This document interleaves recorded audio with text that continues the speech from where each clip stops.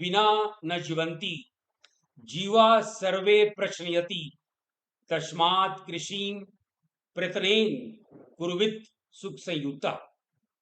अर्थात कृषि से ही समृद्धि और जिंदगी है। Agriculture brings life and prosperity. जी हाँ बच्चों, 69 बीपीएससी मेंस में खास करके जीएस में हम लोग कैसे आंसर को अटेम्प्ट करें ताकि हम लोगों को करीब करीब फुल मार्क्स मिल जाए। ये पॉसिबल है, ये मुमकिन है। हम लोगों को सही तरीके से क्वेश्चन को एनालाइज करके और उसको यदि आंसर का प्रेजेंटेशन सही है तो we can easily score 400 plus in GS mains. और ऐसे स्थिति में इंटरव्यू सिर्फ एक फॉर्मेलिटी ही रह जाएगा। So in this session I am going to discuss कि कैसे क्वेश्चन को अटेम्प्ट करें ताकि मैक्सिमम मार्क्स, यदि 38 नंबर का क्वेश्चन है तो कम से कम हम लोगों को 35 नंबर 35 नंबर मिल सके। तो चलिए सैंपल एक हम लोग देखते हैं। एक क्वेश्चन है, for example, what are the striking changes in agriculture triggered off by the science-based technologies. Discuss the use of science and technology in agriculture in Bihar. विज्ञान आधारित प्रौद्योगिकियों द्वारा कृषि में कौन से महत्वपूर्ण परिवर्तन आए हैं। सेकेंड पार्ट है बिहार में कृषि में विज्ञान और प्रौद्योगिकी के उपयोग पर चर्चा करें। डियर कैंडिडेट्स, इस तरह का क्वेश्चन अब आप मेंस में एक्सपेक्ट कीजिए। ये टिपिकल क्वेश्चन है जिसमें पेपर 2 का सेक्शन 2 और सेक्शन 3 दोनों ही मिला दिया, यानी अर्थव्यवस्था को विज्ञान और प्रौद्योगिकी से मिला दिया। तो सवाल क्वेश्चन का यदि हम लोग दो पार्ट देखते हैं, मान लीजिए ये क्वेश्चन ए है और ये पार्ट बी है, तो पहले ए को देखें आप। Striking changes in agriculture triggered of by the science based technologies means कृषि में महत्वपूर्ण परिवर्तन कैसे, विज्ञान आधारित यानी प्रौद्योगिकी के इस्तेमाल से। तो इस तरह के क्वेश्चन में हम लोगों को कुछ पार्ट में अपने आंसर को डिवाइड करना चाहिए। पहला पार्ट आप अपने प्रस्तावना में, इंट्रोडक्शन में ये देंगे कि फिलहाल भारत की स्थिति क्या है। दूसरा, सेकेंड पैराग्राफ आप देंगे कि कैसे भारत 0 to 100 के तरफ गया। तीसरा, आप बताएंगे कौन कौन से महत्वपूर्ण योजना थी और कौन कौन सा तकनीक इस्तेमाल किया गया। और चौथा, आपका कंक्लूजन ये रहना चाहिए कि भविष्य में कृषि को बढ़ावा देने के लिए हम लोगों को क्या क्या करना पड़ेगा। इस तरह के क्वेश्चन में आपको अपने प्रस्तावना में ही अपने बातों को रख देना है कि आप इस क्वेश्चन का आंसर कैसे करेंगे, और प्रस्तावना इंट्रोडक्शन में ही आप बता देंगे एग्जामिनर को कि आगे की श्रृंखला में, आगे के पैराग्राफ में आप क्या क्या देखेंगे। फॉर एग्जाम्पल, यदि इस तरह का क्वेश्चन हो कि विज्ञान और प्रौद्योगिकी के मदद से भारत में कृषि में क्या बदलाव आया, तो शुरू ही करें आप उपलब्धियों से। यानी भारतीय भूभाग का क्षेत्र विश्व का केवल 2.4% और वैश्विक जल संसाधन का मात्र 4% है। लेकिन हम लोग इसके बावजूद पूरे विश्व के आबादी का 18% लोग का हम लोग खाद्यान्न उपलब्ध कराते हैं। Means we are feeding 18% of the world population on a land resource of 2.4%, and global water resource of 4%। ये उपलब्धियां कैसे आई, तो आपको बताना है कि ये उपलब्धि आई बिकॉज ऑफ लैंड रिफॉर्म्स, आपके यहाँ कृषि और भूमि सुधार हुआ, अच्छे पॉलिसीज थे, प्रोग्रेसिव पॉलिसीज थे, और जमीनी स्तर पे विज्ञान और प्रौद्योगिकी का इस्तेमाल किया गया। Means you have used science and technology at the basic level, at the ground level. आप जमीनी स्तर पे विज्ञान और प्रौद्योगिकी का आप इस्तेमाल किए, और इसका नतीजा क्या हुआ? इसका नतीजा ये हुआ कि India is now the largest producer of pulses, jute and milk. It is the second largest producer of rice, wheat, sugarcane, cotton and groundnuts in the world. It holds second position, दूसरा number है in fruit and vegetable production, and a high rank in mango, banana, papaya and lemon. आप ये उपलब्धियां गिनाएंगे और साथ साथ में आप ये बताएंगे अगले पैराग्राफ से कि ये स्थिति हमेशा नहीं थी। हमारे पास जब भारत आजाद हुआ तो उस समय भारत में अकाल देखा जाता था, कुपोषण देखा जाता था, बीमारी के कारण लोग मारे जाते थे, और भारत की जनसंख्या खाद्यान्न की कमी से व्यापक यहां पे कुपोषण था, और इसीलिए स्वाभाविक था कि भारत सरकार फूड ग्रेन्स का इंपोर्ट की, खाद्यान्नों का आयात की, और इसलिए भारत को इस समय कहा जाता था भीख का कटोरा, बेगिंग बॉल।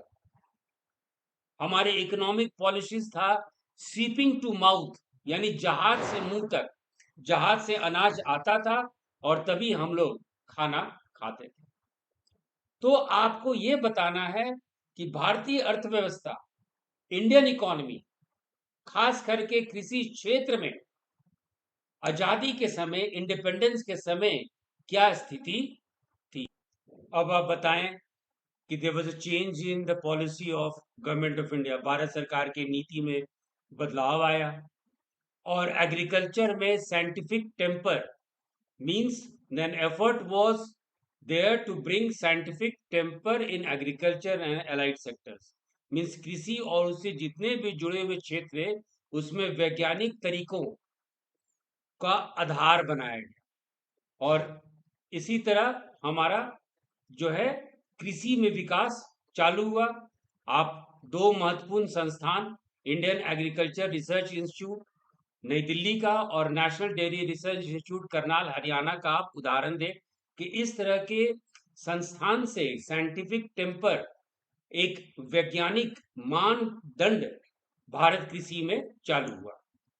आप पहला पंचवर्षीय योजना के बारे में बात कीजिए, और फिर बताइए कि first, because of the efforts of first 5-year plan, India was able to produce 70 million tons of food grains, but that was not enough to feed the population. फिर आप थर्ड 5-year प्लान पे, तीसरे पंचवर्षीय योजना पे चले जाएं, और यहाँ पे आप हरित क्रांति, ग्रीन रेवोल्यूशन की बात कीजिए। यहाँ पे आप मैक्सिकन वीट, मैक्सिकन गेहूं का उदाहरण दीजिए, और नॉर्मन, आप doctor Norman E Borlaug Swaminathan का आप एफर्ट्स का आप उदाहरण दीजिए। और इसका नतीजा क्या हुआ कि भारत के किसान अब जो है उनकी गेहूं में उत्पादकता 4 से 5 टन जो है प्रति हेक्टर बढ़ गई, और ये वर्ल्ड वाइड रिकॉर्ड हुआ, इन द सेंस कि न्यू हाई यील्डिंग सीड्स ग्रू रैपिडली, और गेहूं की ये जो नई किस्म थी, इतना ज्यादा वृद्धि दुनिया में कहीं और नहीं देखा गया। फिर R&D की शुरुआत हुई, रिसर्च एंड डेवलपमेंट की बात शुरू हुई। फिर हम लोग राइस में चावल की किस्म के बारे में बात कीजिए, IR8 के बारे में बात कीजिए, और इस तरह से फिर आप तिलहन में जाइए, इस तरह से फिर आप जो है आप फल में जाइए, हॉर्टिकल्चर में जाइए और उसके डाटा को दीजिए। अब बताइए कैसे बागवानी उत्पादन में 10.5 गुना उछाल आया, मछली उत्पादन में 16.8 गुना वृद्धि हुआ, दूध उत्पादन में 10.4 गुना उत्पादन हुआ। इस तरह से आप नीली क्रांति, हरित क्रांति, पीली क्रांति, श्वेत क्रांति, सब में जो टेक्नोलॉजी IR8 वैरायटी, गेहूं में मैक्सिकन वैरायटी, ये सब सारा जो है आप अपने एग्जाम्पल में, पैराग्राफ में आप भारत के उपलब्धियों को गिनाइए। आप गेहूं के HD सीरीज के बारे में बताइए। आप बासमती चावल का पूसा, बासमती चावल का एक वैरायटी है पूसा 1121, ये जो किस्म है दुनिया भर में सबसे लंबे दानों वाले चावल के रूप में इसको मान्यता दी गई है, इसके बारे में आप बताइए। और ये सारा जो है विज्ञान और प्रौद्योगिकी का ही ये नतीजा। सारा उदाहरण देते हुए अपने चौथे या 5वें पैराग्राफ को आप एंड कीजिए पूरे डाटा के साथ कि India at the time of independence was famine afflicted nation, was a food scarce nation, now it is a proud food surplus nation। आप इस बात को डाटा के आधार पे अपने आप को साबित कीजिए। आप आंसर भी देखिए कि आजादी के समय भारत अकाल पीड़ित देश था, अनाज के अभाव से जूझता था, लेकिन आज भारत जो है अनाज के अतिरिक्त भंडार रखने वाला गौरवशाली देश बना। और ये सारा कुछ जो है साइंस एंड टेक्नोलॉजी, विज्ञान और प्रौद्योगिकी का ही ये नहीं। आप ये बताएं कि साइंस एंड टेक्नोलॉजी, विज्ञान और प्रौद्योगिकी के मदद से हमारे पास ऐसे अनाज के गुणवत्ता वाले किस्म आए जो कि अधिक उपज देते थे, जो कीड़ों को झेल सकते थे, जो बीमारियों को झेल सकते थे, जो बायोटिक दबाव को सह सकती थी, जो जीवीय दबाव को झेल सकती थी और जिनमें पौष्टिक गुण अधिक थे। तो you stress on the fact with suitable example that we have now a high yielding potential variety of crops that are highly resistant to pests and diseases, they are tolerant to biotic and abiotic stresses, and they have a better nutritional qualities। अब question के पहले part को, या मान लीजिए question का पहला part एक फुल लेंथ क्वेश्चन आता है, तो आप अपने कंक्लूजन में क्या लिखेंगे, आप अपने निष्कर्ष में क्या लिखेंगे कि कुछ चुनौतियां भी हैं, हम लोग सही रूप से, पूर्ण रूप से और भी तकनीक को नहीं इस्तेमाल कर सकते। चुनौतियां क्या क्या है? तो भारत की जो जोत है वो छोटी है, तकनीक इस्तेमाल नहीं कर पाते हैं। फसल कटाई के बाद नुकसान होता है रखने का, और विपणन की जो व्यवस्था है वो भी अच्छी नहीं है। आज हम लोग कृषि में आर्टिफिशियल इंटेलिजेंस का इस्तेमाल कर सकते हैं।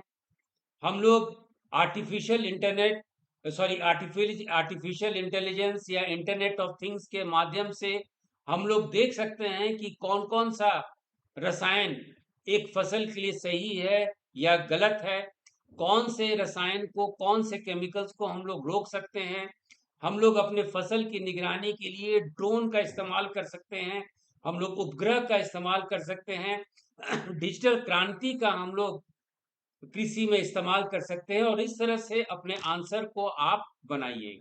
इस तरह से यदि फैक्ट्स लिखेंगे तो आपको जो है फुल मार्क्स दिया जाएगा। आप हर एक पहलू इंट्रोडक्शन में अपने बात कह दीजिए कि बाकी पैराग्राफ में क्या लिखेंगे। आप सुटेबल भारत की नीति बताइए,